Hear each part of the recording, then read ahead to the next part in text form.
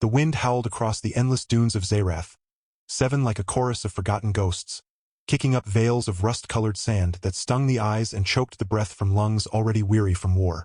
Smoke still curled from the smoldering wreckage of dropships and walkers scattered like broken toys across the battlefield, their twisted metal frames groaning in the heat.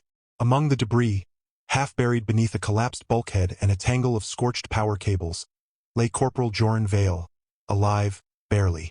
His armor was cracked, his helmet missing, and blood crusted his temple where shrapnel had grazed him.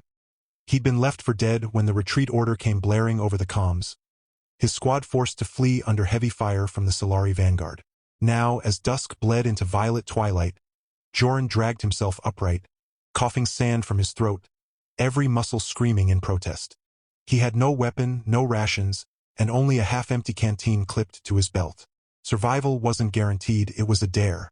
He'd heard the warnings before deployment. Don't get captured by the Salari, his sergeant had growled over mess hall stew, eyes dark with memories too old to share.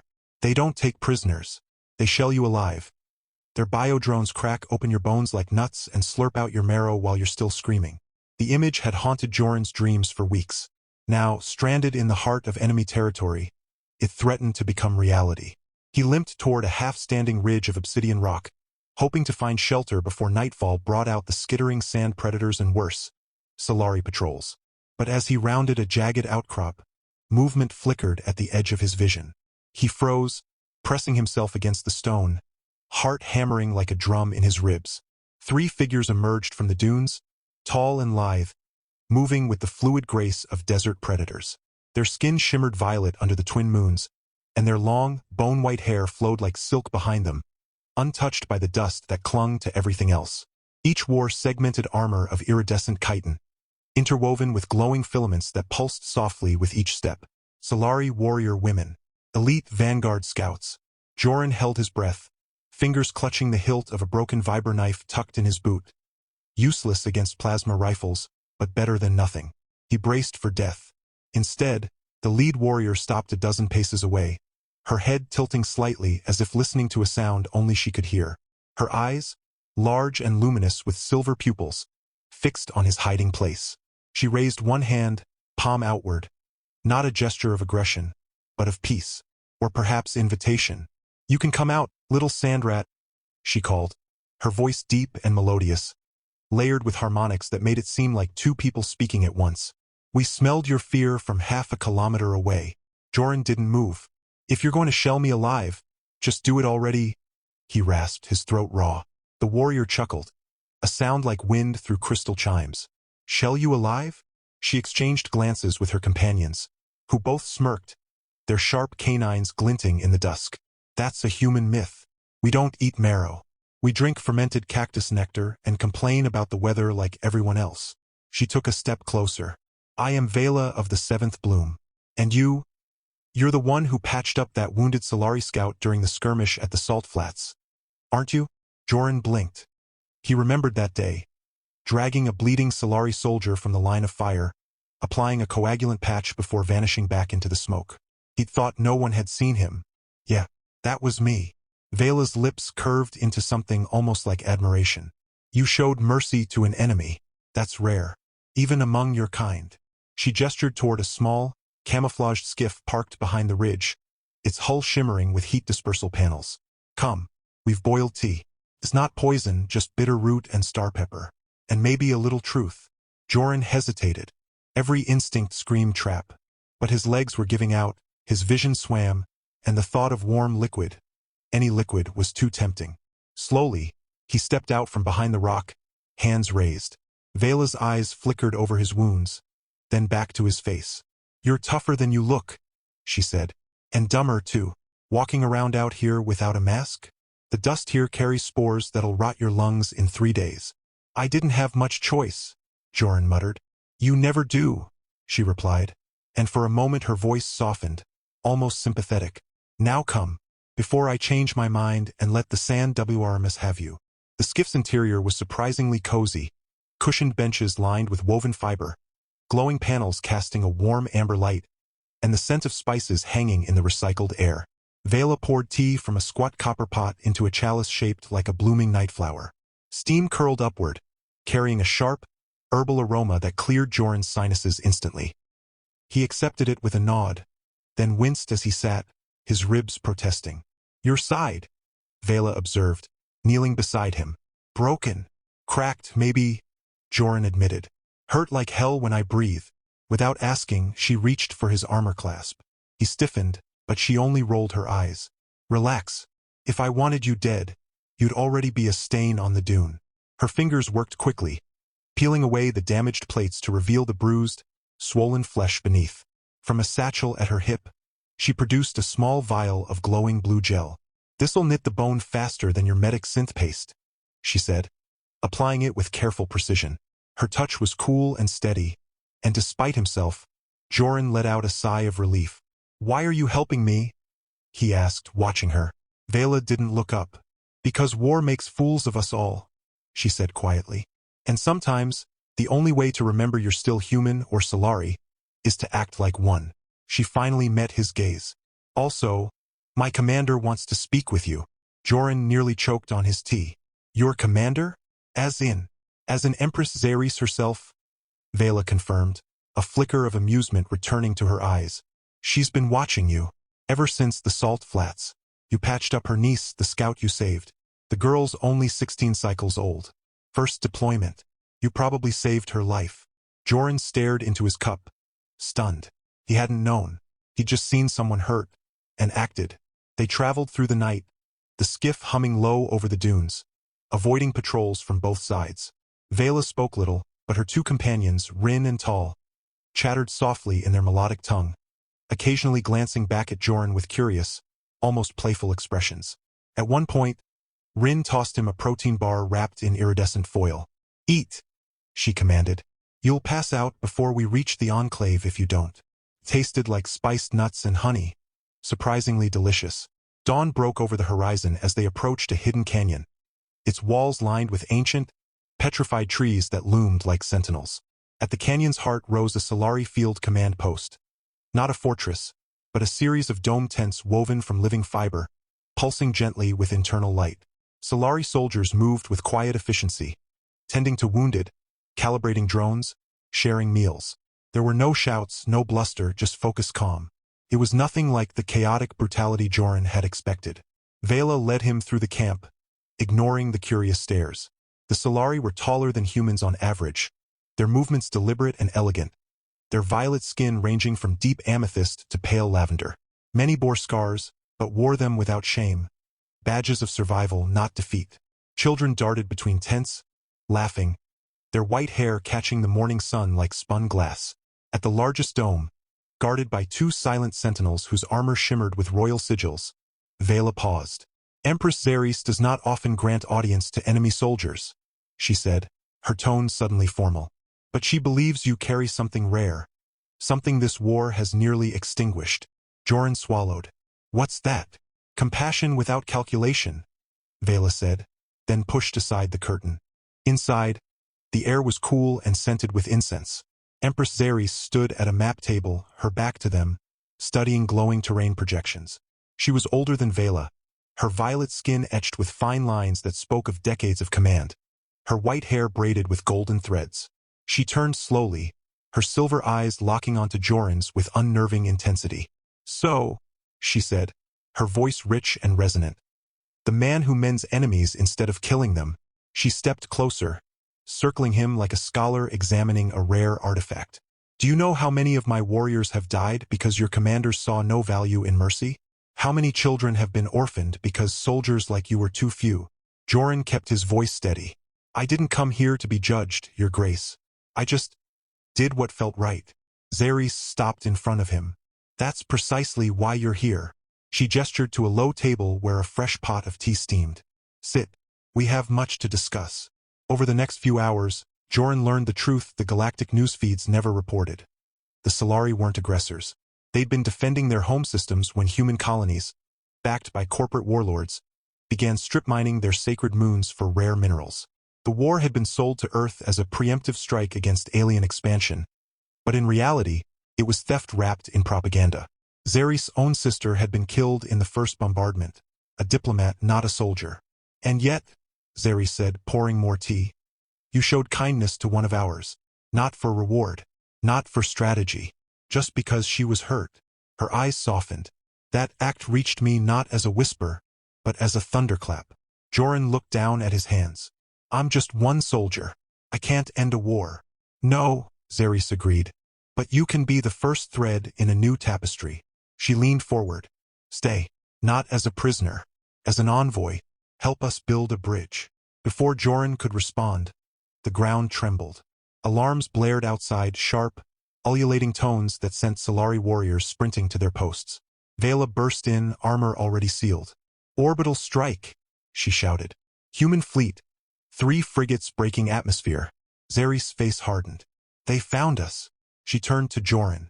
This is your people's doing. Joran's stomach dropped. I didn't. I know, Xeris cut in. But they don't care about truth. Only victory. She grabbed his arm. You'll come with us. Now. They ran through the chaos as plasma bolts rained from the sky, turning sand to glass and tents to ash.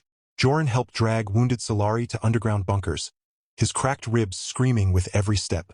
Above, the sky burned crimson as Salari interceptors clashed with human fighters in a deadly ballet of light and fire. In the command bunker, Xeris coordinated defenses with calm authority, even as debris rained from the ceiling. At one point, a young Salari girl, no older than 10, stumbled in, her face streaked with tears and soot. Mama's gone, she sobbed. The tent? It's gone. Without hesitation, Joran knelt and pulled her into his arms, murmuring reassurances in broken Salari phrases he'd picked up from Vela. The girl clung to him, her small body trembling. Xeris watched, her expression unreadable. When the bombardment finally ceased, the camp was in ruins. But the core survived. As the survivors emerged, blinking in the smoke-choked dawn, Vela found Joran tending to the girl's scraped knee with a scrap of clean cloth. You're not what I expected, she said, handing him a canteen of water. Neither are you, he replied, smiling weakly. Turns out you don't shell people alive. She laughed. A full, bright sound that cut through the gloom. Only if they're rude at tea parties. Later that day, Xeris summoned him again. The Empress stood at the edge of the canyon, watching the twin suns dip below the dunes. They'll come back, she said. Stronger, angrier. They think we're broken. Are you? Joran asked. Xeris turned to him, her eyes glinting with resolve. We are wounded, but not defeated. She placed a hand on his shoulder. Stay with us, Joran Vale. Not as a soldier, as a voice. He looked out over the ruined camp, at the Salari rebuilding with quiet determination, at the children already playing in the rubble, at Vela sharpening her blade with a smirk. He thought of the lies he'd been fed, the lives lost for greed disguised as duty. And he thought of the scout he'd saved, alive because he chose kindness over orders. I'll stay, he said. That night, they shared another pot of tea, bitter root and star pepper, just as Vela promised. Around the fire, warriors and medics, elders and children, human and Salari, sat together in silence, listening to the wind. No one spoke of war. Not yet. For now, it was enough to be alive, to be seen, to be offered tea instead of a blade. And as the stars bloomed overhead, countless and cold, Joran realized something profound. Sometimes, the bravest thing you can do in a desert of hatred is to sit down, share a cup, and say, tell me your story. Days turned into weeks, and the ruined canyon camp slowly stitched itself back together. Not as a fortress of war, but as something quieter, more resilient. Joran fell into a rhythm that surprised even himself. Mornings began with helping rebuild the medical tent alongside Salari healers, his hands learning the delicate art of weaving nanofiber bandages and calibrating bioscanners that hummed in harmony with the wounded. He still struggled with the lilting cadence of their language, but the Salari didn't mind. They laughed good-naturedly when he mispronounced gratitude as grub-eater, and Vela, ever the patient teacher, would correct him with a tap to his shoulder and a grin that made his pulse skip, though he'd never admit it. Evenings were for stories. Around low-burning fire pits lined with heat-dampening stones, Salari elders would recount tales of the star bloom, the ancient event that gave their people both their violet skin and their reverence for symbiotic life. They spoke of deserts that once sang, of rivers of light that flowed beneath the sands, and of the great silence that fell when the off-world miners first came, tearing open the planet's crust for profit. Joran listened, often sitting beside the little girl he'd comforted after the bombardment. Her name was Lyra, and she'd lean against his side like a small, trusting shadow. He learned that the Salari didn't keep prisoners.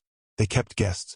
And though some warriors still eyed him with suspicion, especially Kalen, a grizzled commander with a scar across his left eye who muttered about human spies, most came to accept him, especially after he helped rear out a failing power conduit during a sandstorm, saving the entire comms array.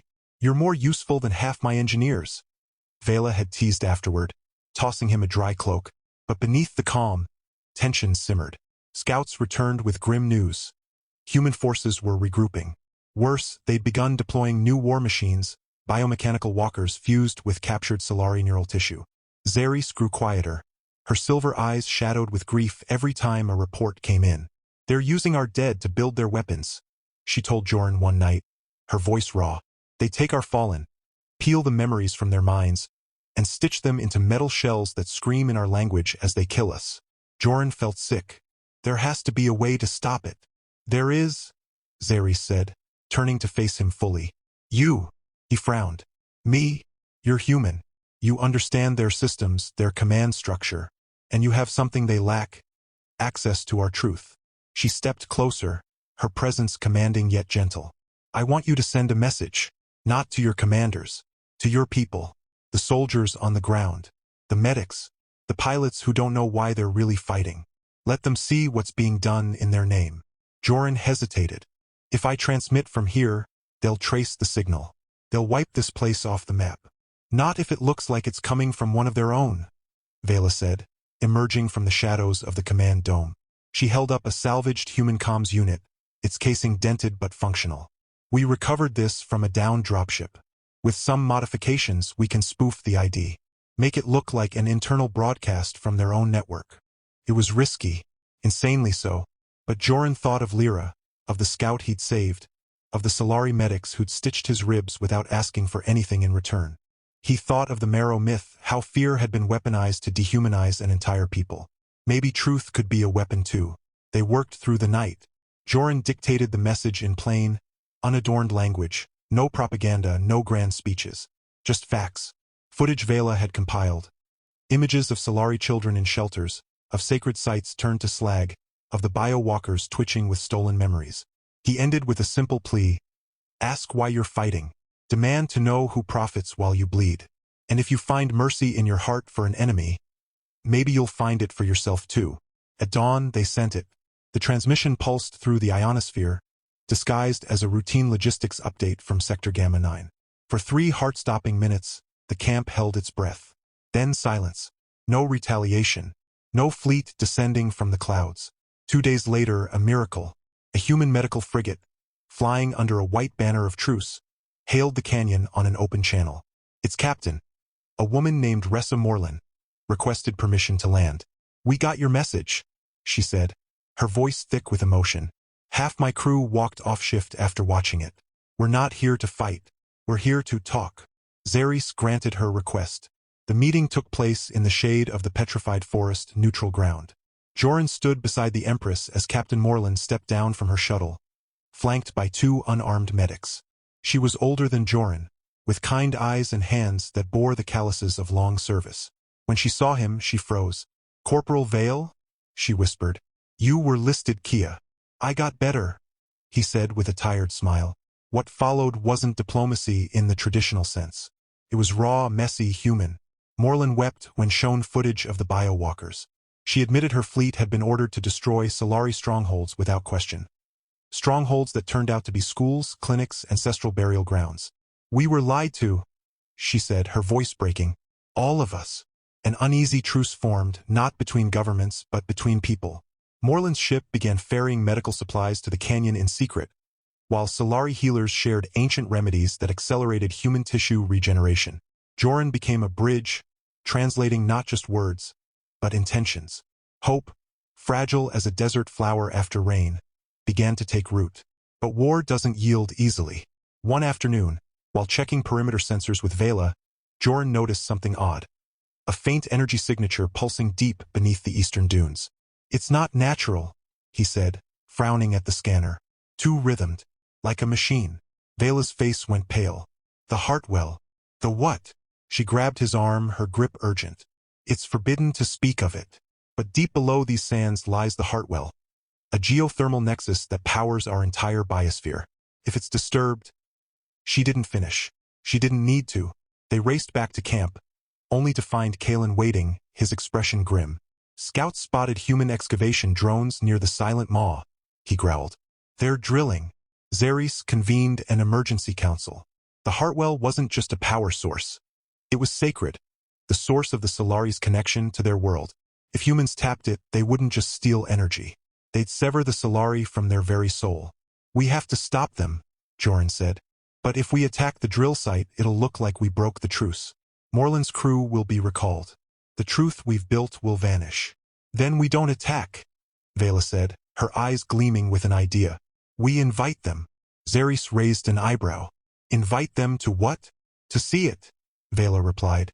Not as soldiers, as witnesses. Bring Captain Morland. Show her the heartwell. Let her see what they're about to destroy. It was a gamble of staggering proportions. But with no better option, Xeris agreed. 2 nights later, under a sky heavy with stars, a small party descended into the earth. Joran, Vela, Xeris, and Captain Morland, escorted by silent Salari guides who carried lanterns filled with bioluminescent moss. They walked for hours through winding tunnels carved by ancient water, their walls glowing faintly with embedded crystals. Finally, they reached a vast cavern. Morland gasped. At the center of the chamber pulsed the heartwell, a sphere of molten light suspended in midair, connected to the walls by veins of shimmering energy.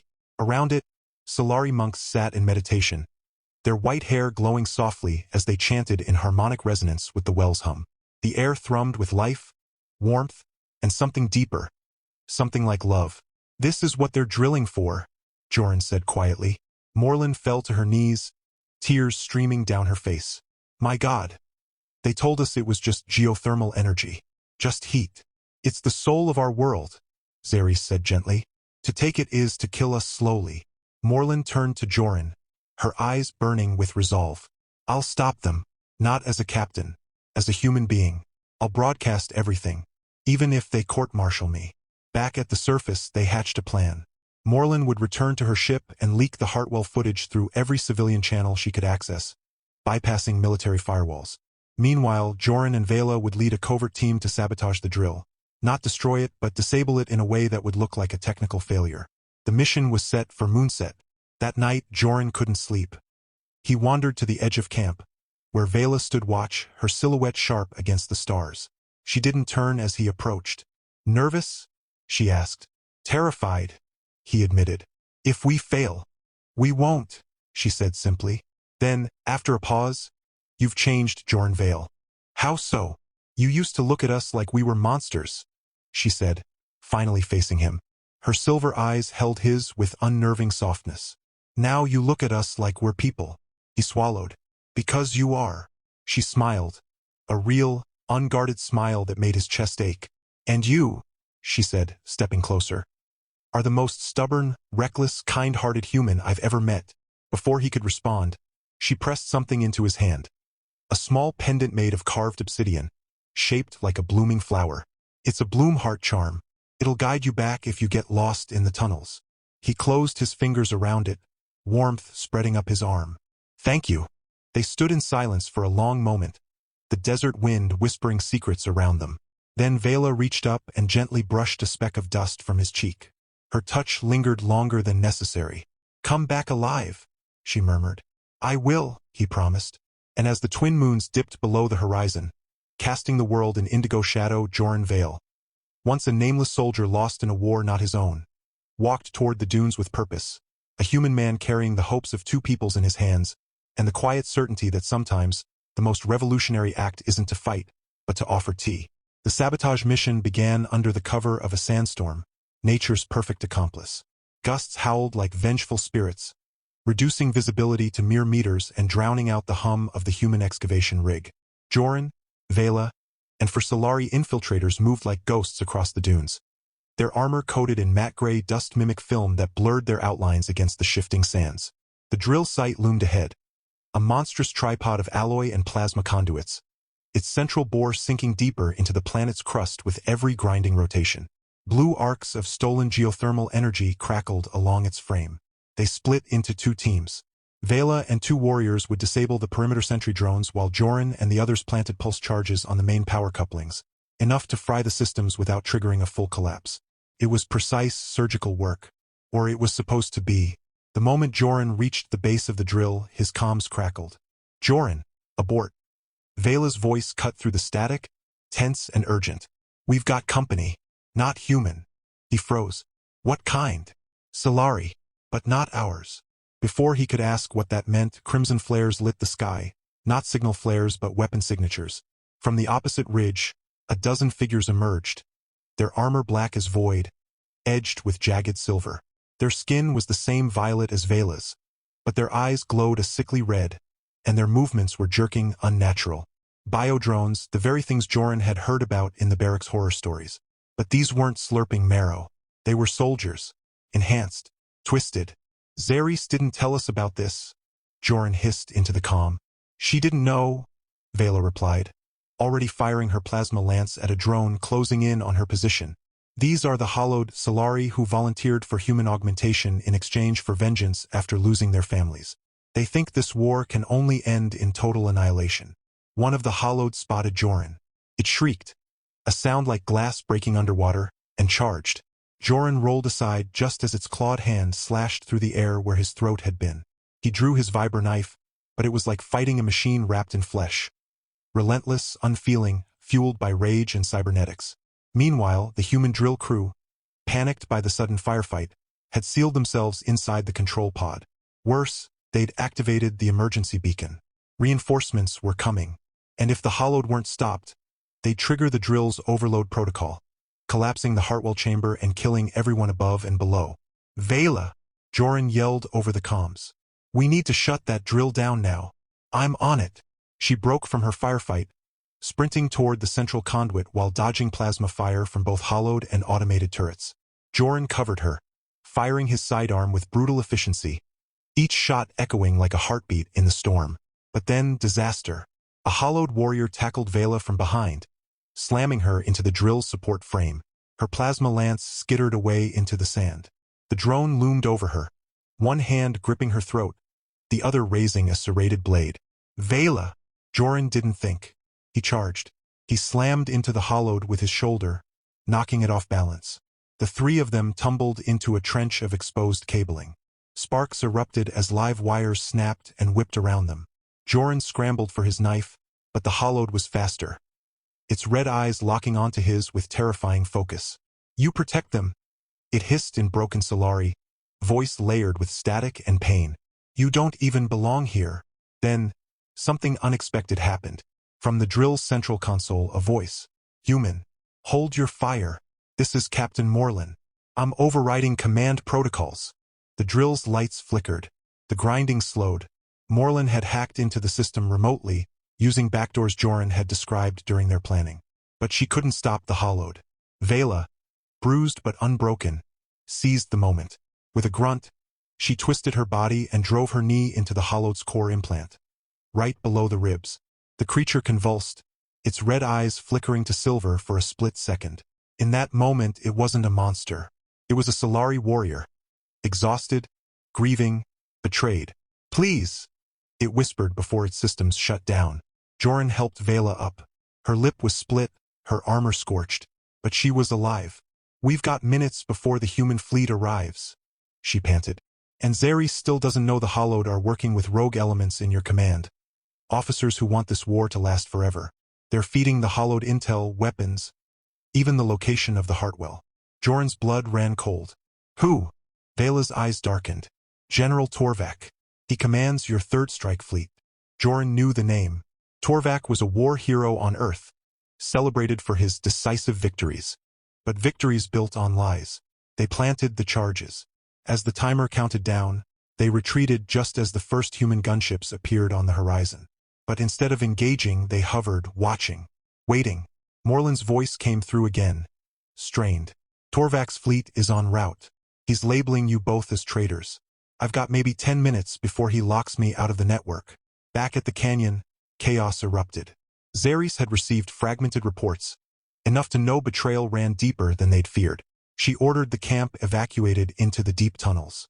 But as Joran and Vela raced back, They found Lyra standing alone in the center of camp, clutching a small data orb. She wouldn't leave, a healer said, eyes wide with fear. Said she had to give this to you. Joran knelt. Lyra, what is it? The girl's voice trembled. It's Mama's memory. She was a scout. She saw General Torvak meet with the hollowed leaders. She recorded it. Tears streamed down her lavender cheeks. She died so this wouldn't be lost. Joran took the orb, his heart pounding. This was proof. Real, undeniable proof. But they had no time to process it. The sky darkened as Torvak's dreadnought, Iron Requiem, broke through the upper atmosphere, its hull bristling with weapons. Broadcast drones swarmed the canyon, projecting Torvak's face across the cliffs. A stern, square-jawed human with eyes like flint. Corporal Joran Vale. His voice boomed, metallic and cold. You are hereby charged with high treason, aiding the enemy, and compromising Earth's security. Surrender yourself and the alien accomplices, or this enclave will be reduced to glass. Xeris stepped forward, her voice amplified by the canyon's acoustics. You lie, Torvak. You've turned our dead into weapons and our children into targets. You do not speak for humanity. Torvak sneered. I speak for order, and order demands your extinction. Then something miraculous. Across the desert, dozens of comm signals blinked to life.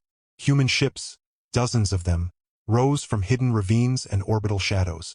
Captain Moreland's frigate led the formation. These weren't military vessels. They were med shuttles, supply haulers, even civilian transports. Pilots who'd seen Joran's broadcast. Crews who'd refused orders. We stand with the truth, Moreland declared over open channel. And with Corporal Vale. Torvak's face twisted with fury. You'll all be court-martialed.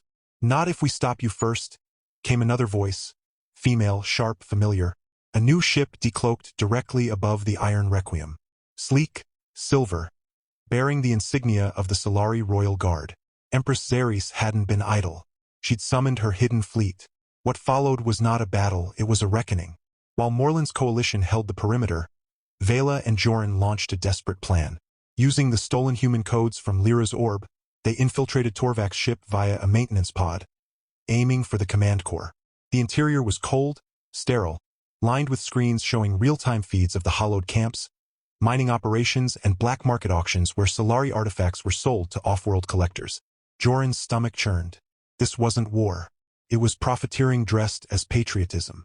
They fought their way to the bridge. Torvak waited, flanked by two hollowed bodyguards whose eyes burned crimson.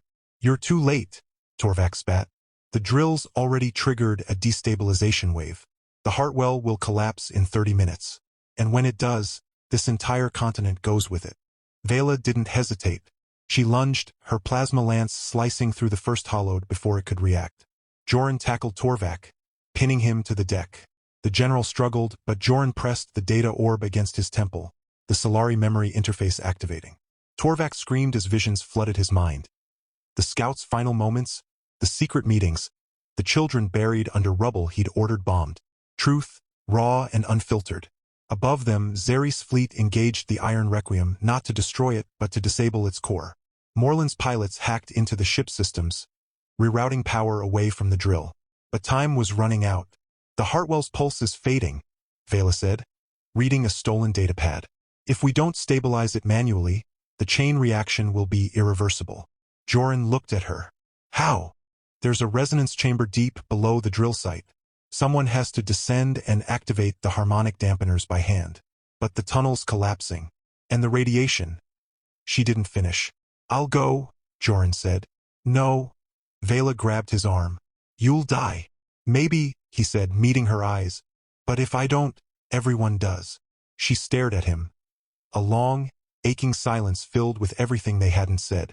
Then, without warning, she kissed him. It was fierce, desperate, full of fire and fear and something tender beneath it all. Then I'm going with you, she said when she pulled away. And don't you dare argue. Together, they raced back to the drill site as the ground trembled beneath them. The tunnel entrance was half collapsed, but Vela used her plasma lance to carve a path. Inside, the air shimmered with heat and raw energy. The walls pulsed like a dying heart. They reached the chamber just as the final supports gave way. The harmonic console was damaged, its crystals cracked. Vela worked feverishly, rerouting circuits with her bare hands, sparks flying around her. Joran braced the ceiling with a support beam, his muscles screaming. Almost got it, she gasped. Outside, the sky split open, not with fire, but with light. Xeris' fleet had synchronized their energy fields with the planet's natural frequency, buying them precious seconds. Vela slammed her palm onto the console. A deep, resonant tone filled the chamber. The trembling ceased. The heartwell's pulse steadied. They collapsed against each other, breathless, covered in dust and sweat and relief. When they emerged, the battle was over. Torvak was in custody. The hollowed leader, broken by the truth, had surrendered, and Morland's coalition stood side by side with Salari warriors on the dunes. Not as enemies, but as allies. Xeris approached Joran and Vela as the twin suns rose, casting golden light over the scarred desert. "You didn't just save a well," she said softly. "You saved a future." Joran looked at Vela, then at Lyra running toward them with a fresh pot of tea in her hands, followed by Rin and Tal laughing as they chased a desert lizard. He thought of the warnings. "They'll shell you alive." But instead they'd offered him tea. And in that moment, with the wind warm on his face and a warrior's hand in his, Joran Vale knew the war wasn't over, but the first true peace had already begun. Weeks later, under a sky dusted with stars and the soft hum of rebuilding life, Joran stood with Vela at the edge of the canyon, watching children, human and Salari, plant the first seeds of the desert orchard. The heartwell pulsed gently beneath their feet, no longer a secret, but a shared promise. Empress Xeris had declared a truce, not just of arms, but of hearts. Captain Morland's broadcasts had sparked a wave of conscientious objection across human fleets, and peace talks had begun in orbit. Vela leaned into Joran's side, her white hair catching the moonlight. "Still think we shell people alive?" she teased. He smiled, lacing his fingers through hers. "Only if they're late for tea." And as laughter rose from the campfires below, warm and bright against the vast desert night, Joran knew he was exactly where he belonged. Not a soldier lost in war, but a man found in kindness, home at last.